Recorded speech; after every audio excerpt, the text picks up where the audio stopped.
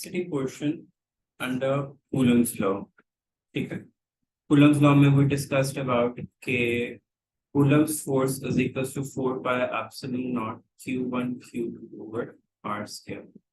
Here, this was the constant, and this force tells us the force of attraction or repulsion between two charges. Magnitude of force of attraction or repulsion between two charges. Here, epsilon naught was the permittivity of free space, and its value was 8 into 8.85 into 10⁻⁻12। ये हमारे data के अंदर जो है वो given. उसके बाद we went to the next point जहाँ हमने फील्ड फोर्सेस को डिस्कस किया और हमने कहा कि जो इलेक्ट्रिक फील्ड इंटेंसिटी होती है that how much it depends on the point charge। ये पॉइंट चार्ज उसको कहा था हम लोगों ने, या टेस्ट चार्ज का नाम दिया था। And when we put this value in this equation, we got the electric field intensity equation as 1/4 pi epsilon naught Q over R square।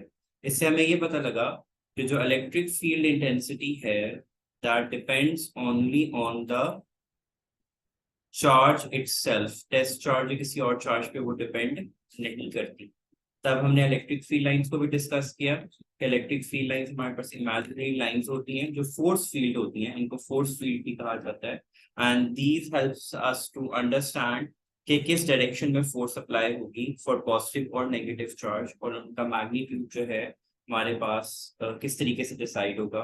और इलेक्ट्रिक फील्ड लाइंस चूंकि वेक्टर इन क्वांटिटी होती हैं तो they would never cross each other, because if they will cross each other that would indicate that vector might have more than one direction, जबकि जो vector quantities होती हैं they only have one direction. After that, we discussed about the potential difference. Potential difference हमारे पास क्या होता था? Potential difference हमारे पास होता था work done per unit charge, जो हमने EMF की टर्म्स में बात किया था। तब यहाँ पे हम लोगों ने एक और पॉइंट डिस्कस करना है, which is electric flux। Electric flux क्या होता था? Number of field lines passing through an area held perpendicular to it, और फ्लक्स को इंडिकेट करते थे फाई से, और वो होता था ई डॉट ए और E A cos of theta. Here for the first time हमने एरिया को एज अ वेक्टर क्वांटिटी जो था वो डिस्कस किया था कि area could act as a vector quantity. How we can make anything vector? हमने उसको कहा था कि its length should be equal to the magnitude of that thing. यानी वेक्टर हमारे पास एक लेंथ होता है और डायरेक्शन शो कर रहा होता है। तो अगर हमने किसी भी क्वांटिटी को as a vector quantity show करना है, सो फॉर दैट हम उसका जो वेक्टर का लेंथ होगा it should be equal to the magnitude of that quantity, और डायरेक्शन हमेशा क्या होगी? परपेंडिकुलर, फिक्स्ड रहेगी। सो अगर मेरे पास ये एक एरिया है और इसके ऊपर मैं एक परपेंडिकुलर वेक्टर ड्रॉ करता हूँ सच दैट इसकी लेंथ जो है इस एरिया की इक्वल होगा और डायरेक्शन परपेंडिकुलर टू इट होगा, this would be known as area vector. So here area would act as a vector quantity, and if we keep this area, अगर हम इसको perpendicular रखते हैं तो हमारे पास यहाँ से इलेक्ट्रिक फील्ड लाइंस आ रही हैं, they both are making an angle of 0। that is why when vector when जो area होता है उसको perpendicular रखते हैं तो उसका फ्लक्स जो है वो मैक्सिमम होता है। इफ यू रिमेम्बर, आपको याद होगा हमने एक क्वेश्चन किया था कि कॉइल की क्या डायरेक्शन होगी, whether it should be parallel to magnetic field और perpendicular to magnetic field के फ्लक्स मैक्सिमम होगा। तो उसका रीजन यही होता है बिकॉज जब हम उसको परपेंडिकुलर रखते हैं तो बेसिकली उसका एरिया जो होता है वो क्या आ रहा होता है? हमारे पास पैरेलल आ रहा होता है टू द फ्लक्स लाइंस। तब हमने उसके ऊपर ये किया था। उसके बाद हम लोगों ने जो था पोटेंशियल को डिस्कस किया था। पोटेंशियल हमारे पास यही जो work done per unit charge होता है। वर्क डन की इक्वेशन हम लोगों ने जो है वो पुट की थी कि वर्क डन जो होता है हमारे पास यहाँ पे वर्क डन किसकी इक्वल होता है? वर्क डन इक्वल होता है एफ इंटू डी के। एफ को हमने रिप्लेस किया इससे क्यू ई से, तो ये क्यू ई डी बन गया, और हमने जब उसको यहाँ पे पुट किया तो हमारे पास Q E D over Q, Q Q से कैंसिल आउट हो गया, vector came out to be E by D। So यहाँ से हमने E को जब हमने इक्वेशन निकाला, सॉरी ED, मैंने मिस्टेक E over D लिख दिया। सो पोटेंशियल जो होता है हमारे पास वो किसके इक्वल आया, ED के। यहाँ से E किसके इक्वल निकला, V over D के, which was potential gradient। अब हमने इस इक्वेशन के साथ माइनस का साइन भी ऐड किया था, क्योंकि हमने डिस्कस किया था कि जब वर्क डन को हमने F इंटू डी के रखा, हमने कहा वर्क डन मैक्सिमम तभी होता है जब फोर्स एंड डिस्टेंस जो है वो पैरेलल टू ईच अदर होता है। लेकिन हम लोगों ने जब इलेक्ट्रिक फील्ड्स के अंदर देखा था तो हमने कहा था force and distance are anti parallel to each other. तो एफ डी कॉज ऑफ 180 जब हमने पुट किया, W is equal to minus F D हमारे पास आया, उसकी वजह से यहाँ पे वो आया। So this was potential gradient हमारे पास। नेगेटिव साइन हमने इसका रीजन एंटी पैरेलल होने का ये था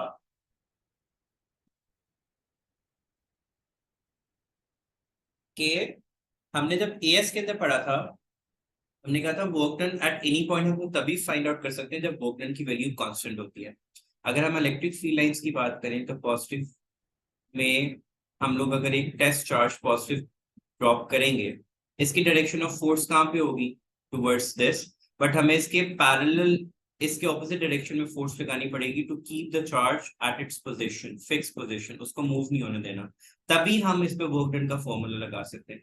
तो this force and this distance, उसका मोशन किस डायरेक्शन में, इस डायरेक्शन में, एंड फोर्स जो हमने उसको लगाई उसके ऊपर to keep the charge constant और fixed in the electric field, इस तरीके से हमारे पास थीटा का एंगल जो था वो 180 के इक्वल आया, और वो हमने यहाँ पे पुट किया। इलेक्ट्रिक फील्ड लाइंस के बाद हम लोगों ने जब हमने V की वैल्यू पुट की, V किसके इक्वल आया हमारे पास, जब हमने पोटेंशियल ड्रॉप फाइंड आउट करना था, तो V की वैल्यू हमारे पास किसके बराबर आती है, V is equals to E into D के इक्वल है, और E की वैल्यू हम लोग पुट करें तो क्या आती है, K Q1 Q2 over R square, और यहाँ से R, एक R इससे कैंसिल आउट हो जाएगा, तो V की इक्वेशन क्या आ जाएगी, 1/4 pi epsilon not Q1 Q2 over R।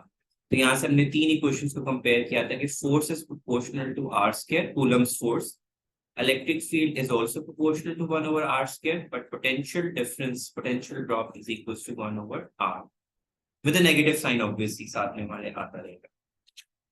फिर हम लोगों ने इलेक्ट्रॉन वोल्ट की यूनिट को डिस्कस किया था, हमने कहा था इलेक्ट्रॉन वोल्ट क्या होता है हमारे पास, it's a unit of energy, और इलेक्ट्रॉन वोल्ट किसके इक्वल आता है कि V is equal to work done over charge होता है, वर्क डन किसके बराबर आएगा, इसके इक्वल आएगा, work done is also equal to kinetic energy, kinetic energy equals to V into Q, V की जगह पे 1 वोल्ट पुट कर दिया, Q की जगह पे 1.6 into 10⁻19 कूलम्स पुट कर दिया, और अगर हम इसी क्वेश्चन के अकॉर्डिंगली देखें तो वर्क डन का यूनिट जाउल है, तो वोल्ट इन कूलम्स में किसके इक्वल आएगा, joules की इक्वल आएगा। This is known as electron volt. तो 1 electron volt is equal to 1.6 -19 joules। फिर हम लोग कैपेसिटर्स के ऊपर गए थे। कैपेसिटर्स में हम लोगों ने क्या पढ़ा था, capacitor is a device which stores charge in the form of electric field that stores charge in the form electric field. मैं डिटेल्ड इक्वेशंस नहीं दोबारा से डिस्कस करूंगा, हमने कैपेसिटर्स की इक्वेशंस क्या डिस्कस की थी, Q is equals to CV और C is equals to Q over V।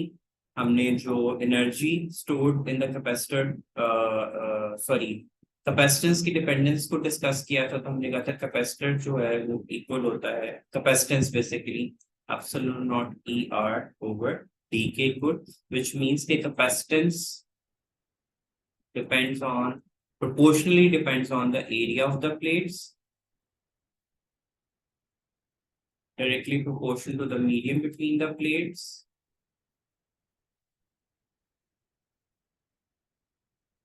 and lastly inversely proportional to distance between the plates। उसके बाद हम लोगों ने energy stored in the capacitor को पढ़ा था, और साथ में हम लोगों ने we discussed about dielectric medium. Dielectric medium कौन सा होता था? Such medium which in the presence of electric field क्या होता है? कंडक्टिव होता है, and in the absence of electric field वो जो है वो as a non conductor act करता है। उसके बाद हमने energy stored in the capacitor पढ़ा था, that came out to be 1/2 CV square, जिसको हमने फर्दर सिंप्लीफाई किया था, तो वो किसकी इक्वल आ गई थी हमारे पास? C की जगह पे उसकी वैल्यू पुट किया था, V की जगह उसकी वैल्यू पुट किया था, तो A epsilon naught over D into E square into D square, एक D से कैंसिल आउट हो गया था, and it came out to be 1/2 epsilon naught E square into AD। AD को मैंने वॉल्यूम का नाम दिया था, तो energy density for capacitor came out to be equals to 1/2 E square into epsilon naught. If air is present and epsilon naught R साथ में multiply हो जाएगा if some other medium is. Then हमने RC constant डिस्कस किया था। RC हमारे पास क्या था? टाइम कांस्टेंट था, जो कि हमारे पास किसके इक्वल होता था? T के इक्वल होता था। हमने इक्वेशन भी इसकी ड्राइव की थी। तो जिसकी RC वैल्यू बिगर होती है वो क्या होता है? फिर हमने ग्राफ डिस्कस किया था, दो ग्राफ्स डिस्कस किए थे कि the one with bigger RC would discharge and charge slower, and ये charge and discharge क्या हो सकता है? Faster हो सकता है with smaller R's.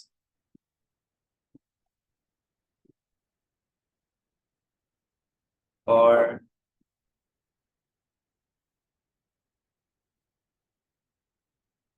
इसके साथ साथ हमने ये भी डिस्कस किया था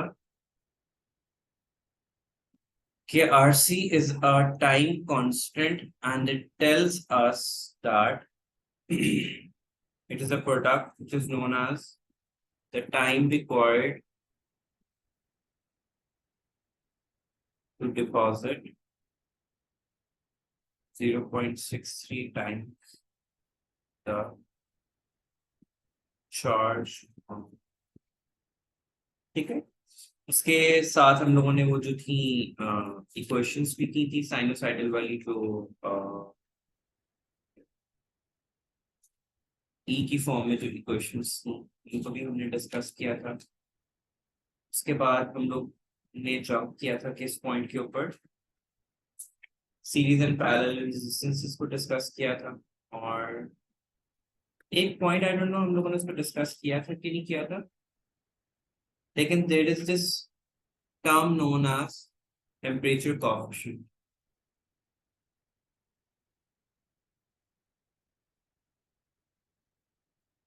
it might come in that, हमने मे बी शायद टेम्परेचर के चैप्टर्स में इसको स्टडी भी किया था। That is equals to alpha, और वो इक्वल होता है RT minus R not over R not into T। RT होता है resistance at a certain time, R not होता है resistance at 0 degree C, and T is the time taken. फिर हमारे पास जो था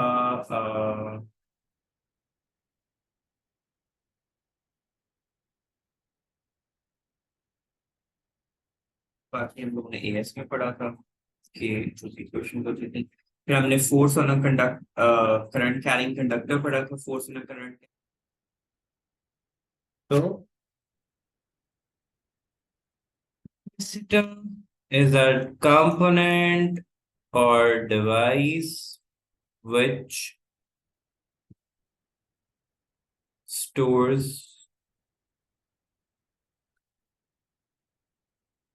energy in, yeah, basically in the form of electric field.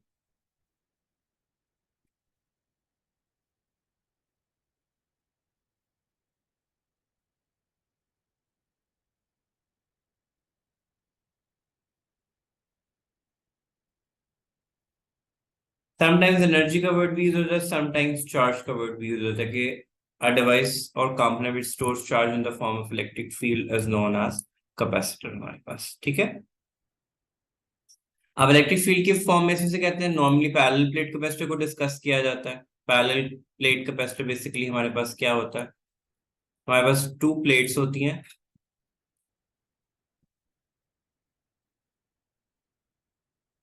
attached to ends of the battery, positive charge इस पे होता है और नेगेटिव चार्ज इसमें होता है, पॉजिटिव फील्ड यहाँ से यहाँ जारी होती है।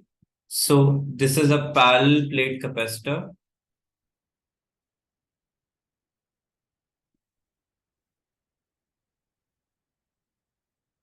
And it stores charge in the form of electric field. Positive charge आता है पॉजिटिव प्लेट पे, नेगेटिव चार्ज आता है on the other, according to which, जिसकी बेसिस पे हम ये कह सकते हैं कि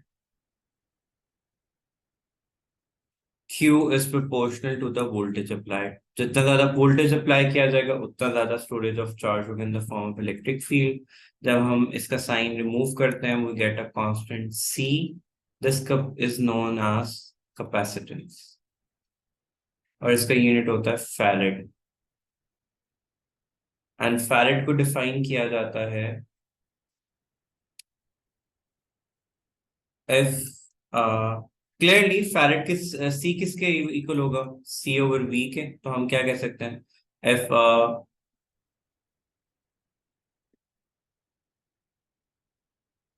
charge of 1 coulomb is given to the plate and that produces a potential of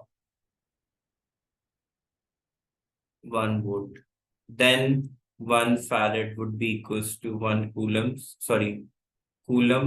per volt. So farad is equals to coulombs per volt. So जितना ज्यादा वोल्टेज अप्लाई होगा उतना ज्यादा जो है बेट सॉरी जितना ज्यादा चार्ज होगा उतना ज्यादा हमारे पास जो है वो पोटेंशियल डिफरेंस जो है वो बिटवीन द प्लेट्स जो है वो होगा। अगेन वी कुड सी के आगे हम देखेंगे कि कैपेसिटेंस डिपेंड किन किन चीजों के ऊपर करती है, और जिसके अंदर हमारे पास आएगा कि जो मीडियम होता है between the plates and area of the plates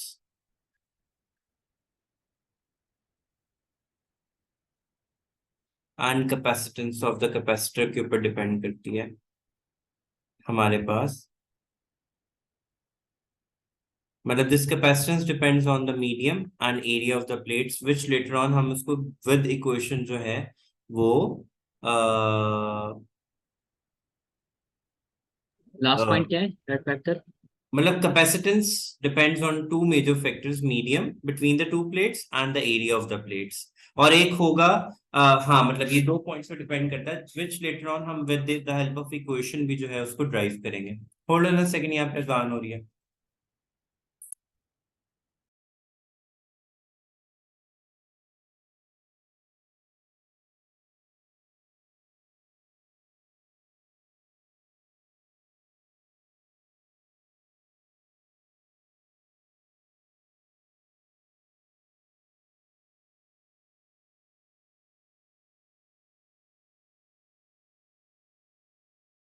mic आपका म्यूट किया।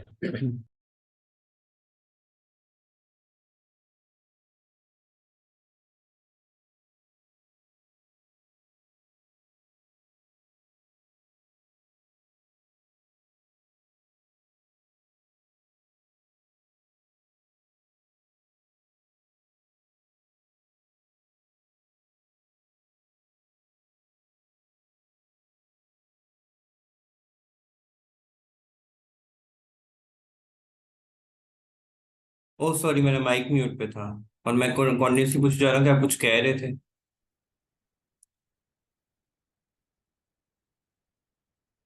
यही कह रहा था माइक आपका।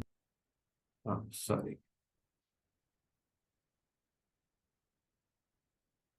अच्छा सबसे पहले हम लोगों ने जाना है कि capacitance of a capacitor dependent points के ऊपर करती है and how we can validate that कि वो उसके ऊपर डिपेंड करती भी है कि नहीं। 2 पॉइंट्स मैंने आपको डिस्कस कर दिए हैं, medium and area of the plates, and third is के distance between the plates.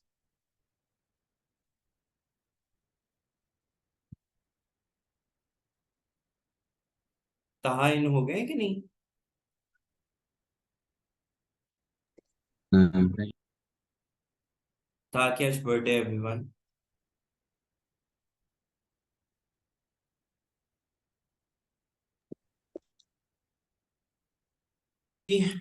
So I was telling you that capacitance of a capacitor depends on three factors: medium between the plates of the capacitor, area of the plates, and distance between the plates. So we are going to drive the equation for that. We'll start with Q is equals to CV and C is equals to Q over V, capacitance of a capacitor. And हमने basically prove ये करना है कि depends on the following factors की किस किस तरीके से होता है। Into that will start with, we know that the potential gradient is equals to V over D होता है, and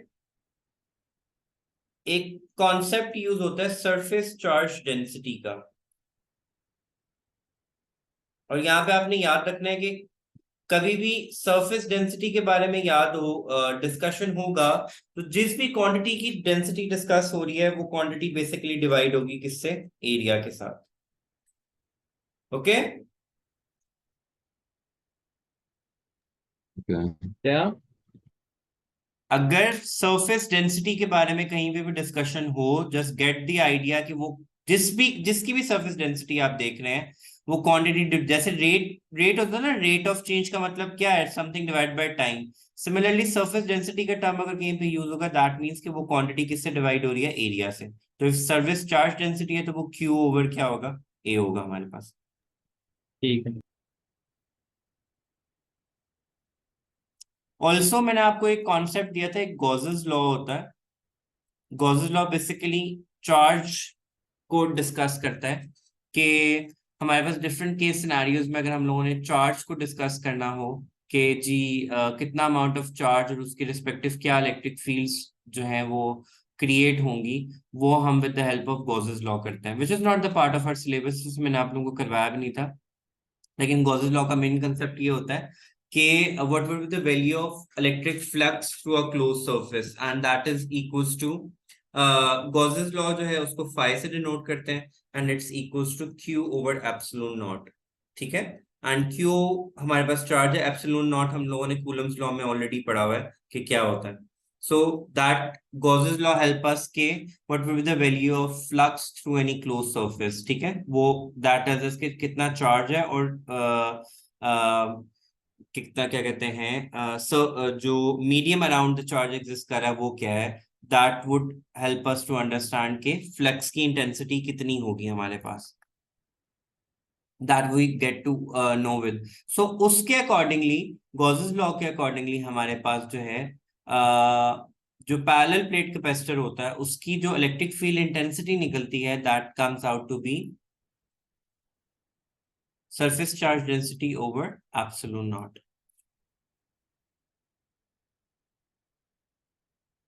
Okay, which means E would be equals to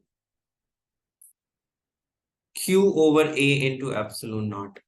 I repeat, electric field intensity for a parallel plate capacitor is equals to surface charge density over medium. Surface charge density किसकी equal होती है? Q over A के। तो electric field intensity for parallel plate capacitor क्या निकलेगी? Q over A into epsilon naught.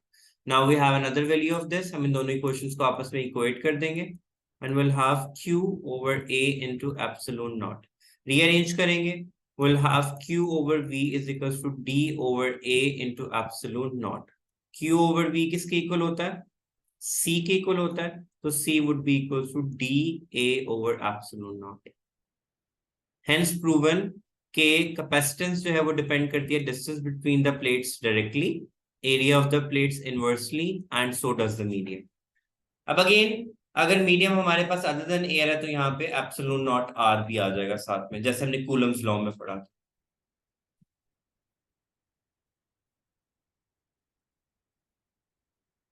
Are we clear about the equation? फिर से कर सकते हैं।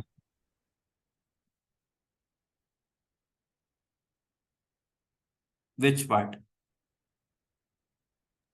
From surface density equals Q over whatever that is. Okay,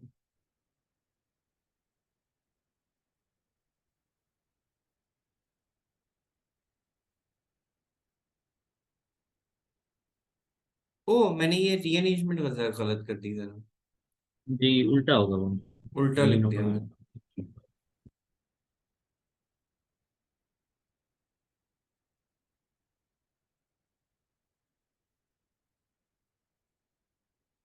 okay, कौन सा पार्ट बोल रहे थे रिवाइज कराना बेटे?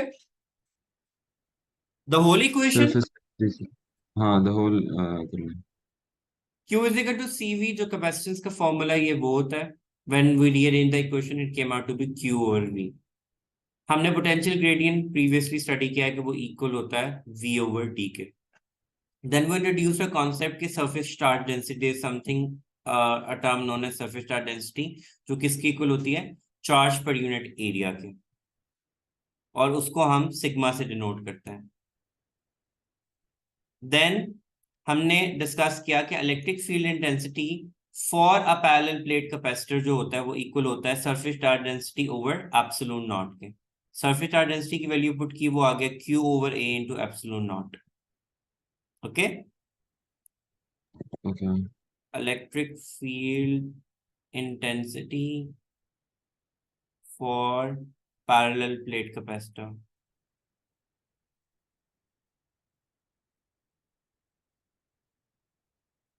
where surface charge density is charge per unit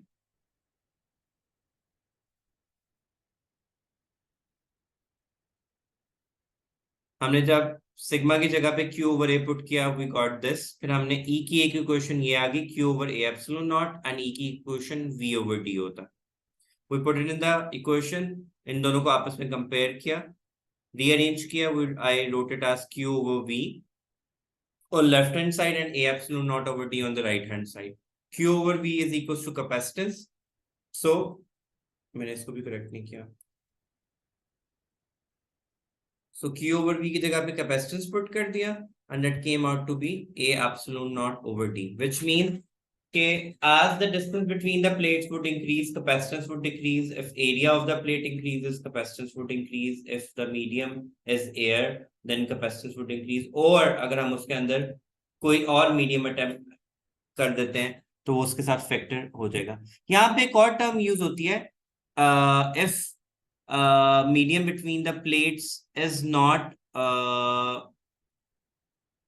air, then उस मीडियम को हम जो है डाइइलेक्ट्रिक मीडियम कहते हैं। डाइइलेक्ट्रिक मीडियम ऐसे मीडियम को कहा जाता है which is an insulator in the absence of electric field and it become polarized when there is some kind of field present। Do you get it? सही। Dielectric medium क्या होता है? It's an insulator when there is no field present and gets polarized when there is some kind of a field present या voltage apply होती है उसके ऊपर। It's an insulator which gets polarized. Polarisation आपने पढ़ी हुई है केमिस्ट्री के अंदर? पोलराइजेशन क्या होती है? जी। क्या होता है पोलराइजेशन? किस positive and negative, positive and negative poles get separated from each other in the presence of electric field। Obviously if I draw मैं कहता हूँ कि जी ये मेरे पास एक मीडियम है between the plates, जब यहाँ पे पॉजिटिव होगा और यहाँ पे नेगेटिव होगा तो वो उस मीडियम के इलेक्ट्रॉन्स को अपनी तरफ अट्रैक्ट कर लेगा और प्रोटॉन्स ये इसकी तरफ, प्रोटॉन कह रहा हूँ, होल्स उसकी तरफ अट्रैक्ट हो जाएंगे। तो ये जो पोल्स बनते हैं due to the presence of electric field it is known as polarisation. क्योंकि everything is made up of atoms, atoms in the absence of electric field ये क्या होंगे, एज एन इंसुलेटर एक्ट करेगा। लेकिन जैसे ही आप वोल्टेज अप्लाई करेंगे ये क्या पोलराइज हो जाएगा और it would increase the charging charge storage capacity of the capacitor. Okay, so we can write that dielectric is a medium which acts as an insulator between the plates of capacitor in the absence of electric field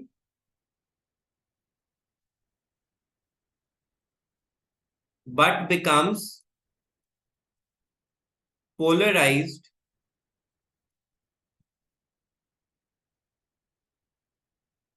when potential difference is applied. And as per the formula, A epsilon naught R over D, it increases the capacitance charge storage capacity of the medium, of the capacitor.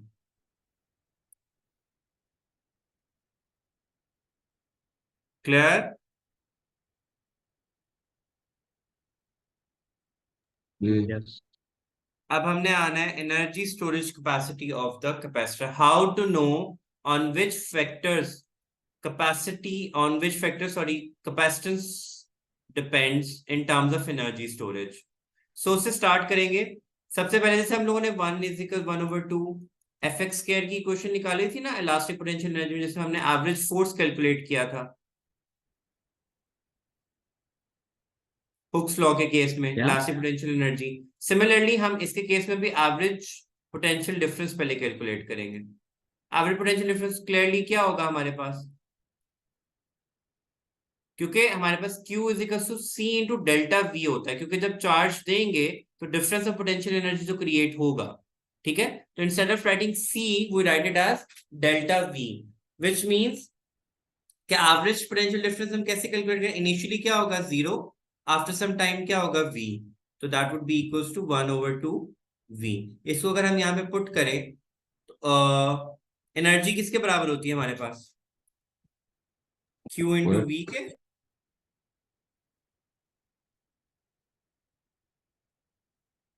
ऐसे ही होता है। Potential difference किसके equal होता था हमारे पास,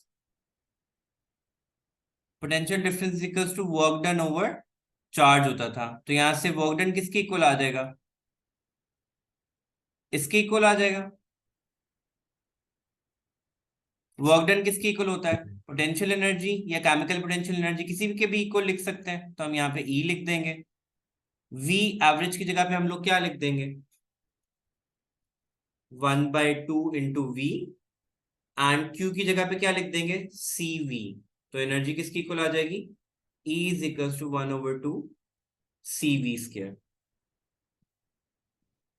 ये आपने PD की जगह क्यू इंटू बी लिखा है, हाँ, वो जो ईएमएफ और पोटेंशियल डिफरेंस का तो फॉर्मूला नहीं हमने पढ़ा हुआ, पोटेंशियल मल्टीप्लाई नहीं हो डिफरेंस इक्वल्स जाएगा वर्क वर्क डन डन पर ओवर यूनिट कूलम चार्ज, उधर उसी को जाके? रीअरेंज किया। क्लियर है हम यहाँ तो तक। कूल क्यू स्क्वायर नहीं हो जाएगा, क्यू स्क्वायर? क्यों Q² होगा, हमने जस्ट V की जगह पे 1/2 V पुट कर दिया, Q की जगह पे CV पुट कर दिया। ठीक है। E W = QV और W की जगह पे E लिख दिया, तो Q की जगह पे हमने CV पुट कर दिया, V की जगह पे एवरेज पोटेंशियल डिफरेंस पुट कर दिया, तो 1/2 V × CV, तो 1/2 CV² बन जाएगा। ठीक है। अब C का हमने प्रीवियसली फॉर्मूला क्या कैलकुलेट किया था, A ε0/D, और V किसके इक्वल होता है E × D के, ठीक है, पोटेंशियल ग्रेडियंट वाले फॉर्मूला के अकॉर्डिंगली। एक D से कैंसिल आउट हो जाएगा, पीछे हमारे पास क्या रह जाएगा,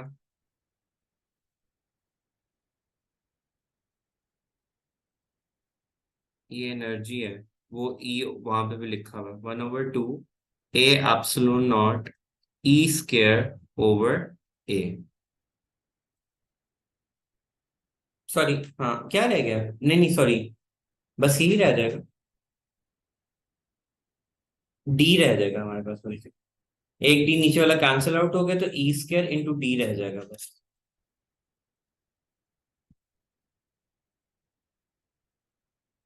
ओके, ओके। अब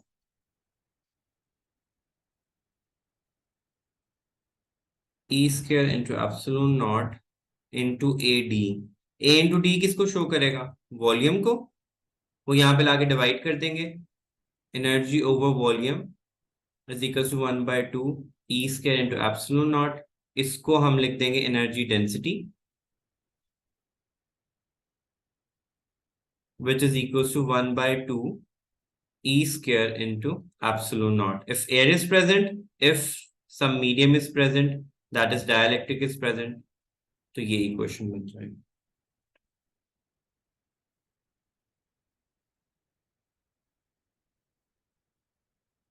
okay,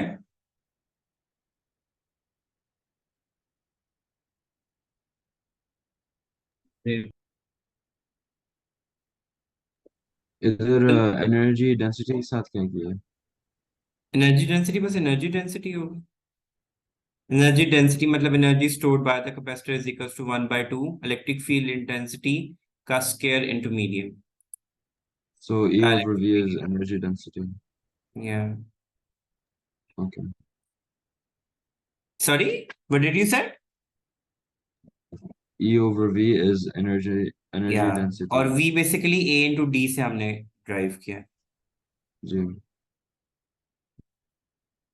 Getting on to the second last topic, that is series and parallel capacitors.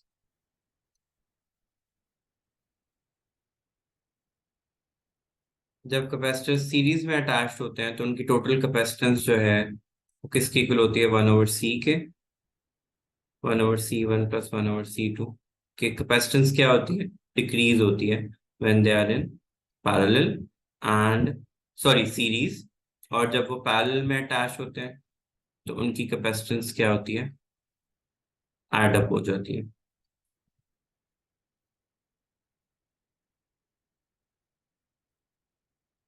Okay,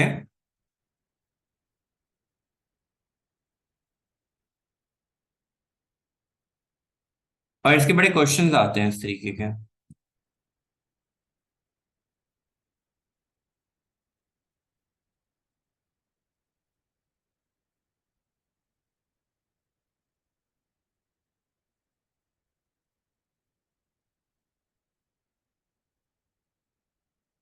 Getting on to the last part of the capacitors, which is K,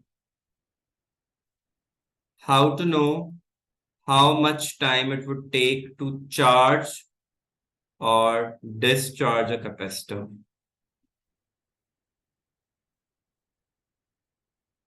For that, we only need to know the product of RC is equals to time of charge and discharge. अगर हमें resistance which is attached to the capacitor and capacitance की value पता हो, उनका product would give us the time taken for charge to for a capacitor to charge or discharge. ये question हमारे पास कैसे आई? I'll get to that. पहले मुझे ये बताएंगे, did you get the point कि क्या बता रहा हूँ? कि अगर हमें if we want to know कि how much time does it take for a capacitor to charge and discharge, basically depends on the product of resistance and capacitance. So a capacitor with small RC value would charge fastly as compared to the charge to the capacitor which has smaller. So small RC value means capacitor would charge immediately, fastly, and smaller RC means it would take more time to charge.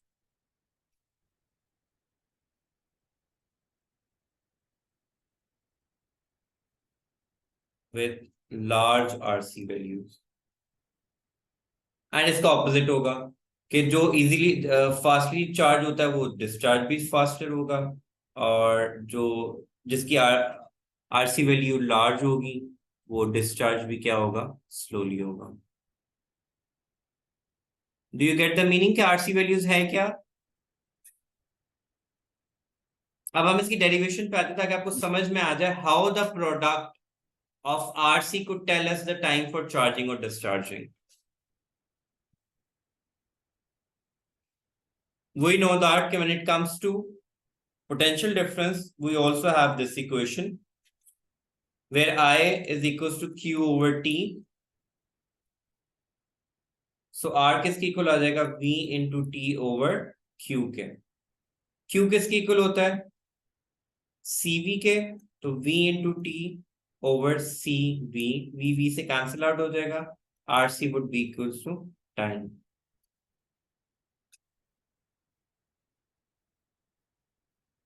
Okay Okay.